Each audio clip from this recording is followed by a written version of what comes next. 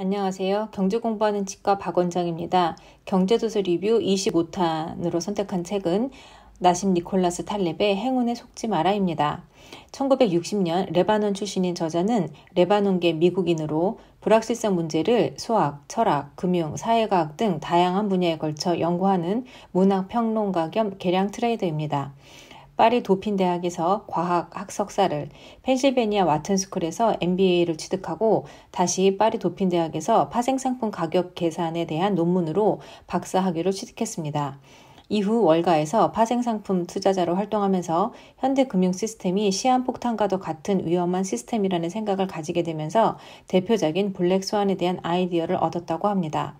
행운에 속지 마라. 이 책이 출간되었을 때 세상사의 대부분이 운에 좌우된다는 그의 견해에 사람들은 주목하지 않았지만 2008년 서브프라임 모기지 사태 이후 세계에서 가장 주목받는 경제학자로 떠올랐습니다. 이 책은 3개의 파트와 14개의 장으로 구성되어 있습니다.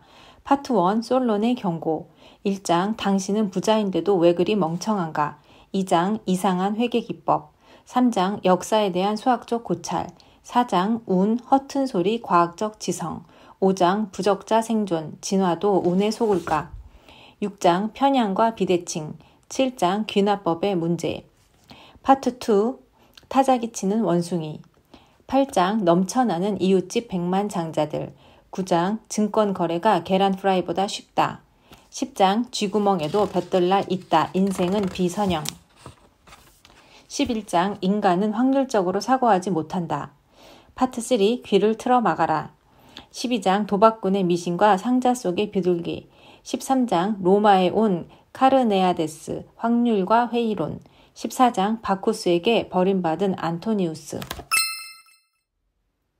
파트 1 솔론의 경고, 1장 당신은 부자인데도 왜 그리 멍청한가. 보수적 트레이더 네로와 공격적인 트레이더 존, 태도가 정반대인 두 인물을 통해 운이 사회의 서열과 질투에 미치는 영향을 보여주고 단지 운이 좋아 성공한 것을 자신의 실력으로 착각하는 것이 얼마나 위험한 일인지 설명합니다. 2장 이상한 회계기법, 한 분야의 실적은 결과만으로 평가해서는 안 되며 역사가 다른 방식으로 진행되었을 경우에 대체 비용도 고려해야 합니다. 저자가 판단하는 방식은 확률적이며 일어날 수도 있었던 일을 고려하고 실제로 일어난 일에 대해 특정 관점을 유지하는 것이라고 이야기합니다.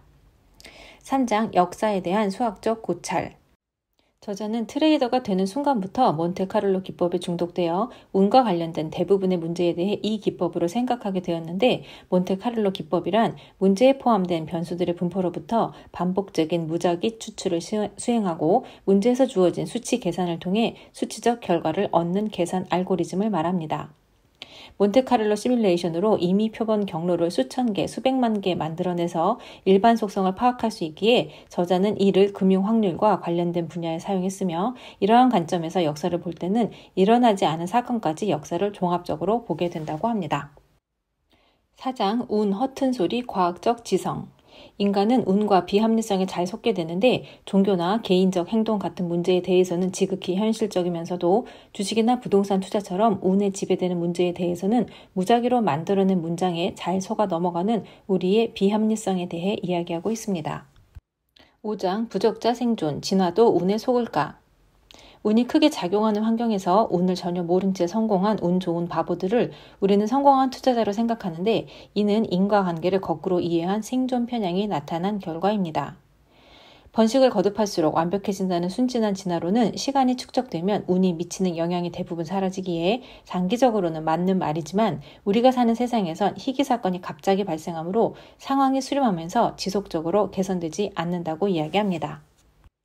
6장 편향과 비대칭, 대부분의 사람들이 동전 던지기처럼 대칭적 성격의 사례로부터 확률을 배우기 때문에 확률과 기대값을 혼동하는데 이 둘을 구분할 줄 알아야 하며, 비대칭 현상이 나타나는 많은 예에서 중앙값은 아무 의미가 없습니다.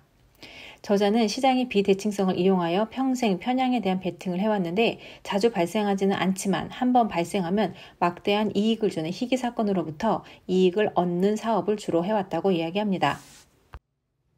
7장 귀납법의 문제, 철학자 칼 포퍼는 수많은 개별 사항들로부터 일반론을 도출해내는 귀납법에 대해 인간의 검증체계는 불완전하기에 그 어떤 이론도 입증이 불가능하다고 주장했는데, 저자는 이러한 포퍼주의를 실행에 옮겨서 어떤 희귀사건이 일어나도 손해를 입지 않도록 투기활동을 벌여왔다고 이야기합니다.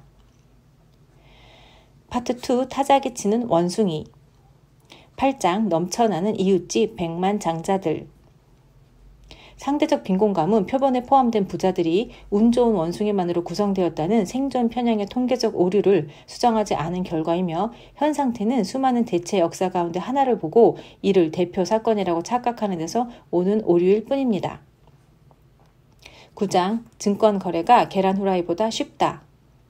실적과 역사적 시계열의 반직관성에 대해 논의하는데, 생존 편향, 데이터 마이닝, 데이터 스누핑, 과최적화, 평균 회귀 등의 개념을 사례로 들어 설명하면서 관찰자가 운의 중요성을 잘못 인식하기 때문에 실적을 과대평가하게 된다고 이야기합니다. 10장 쥐구멍에도 볕들 날이 있다. 인생은 비선형. 인생은 비선형적으로 불공평하며 인과관계가 선형적으로 진행되는 경우는 거의 없습니다.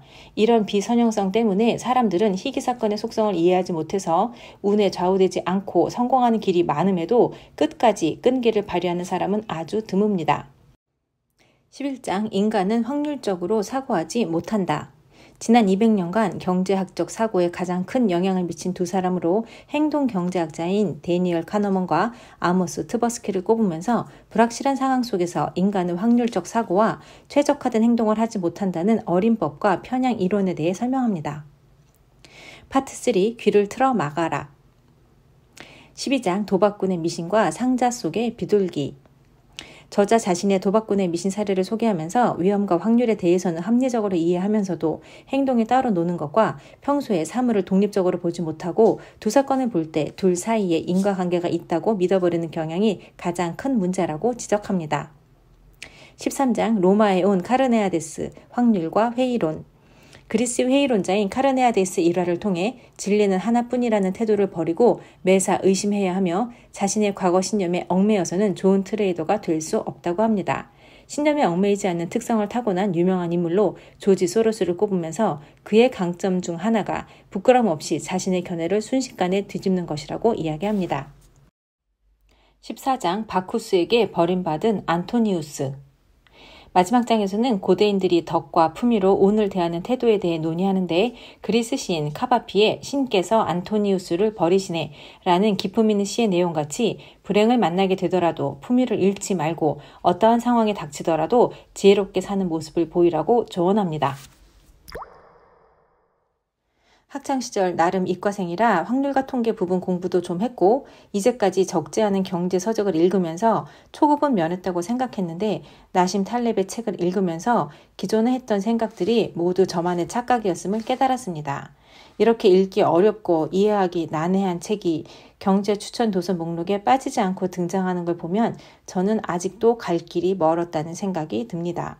이 책을 감수하신 밸류 리더스의 신진호 회장님 말씀대로 당신의 소중한 인생을 운에 맡기지 말라는 저자의 메시지를 전달받았으면 그것으로 충분하다고 생각하려고 합니다.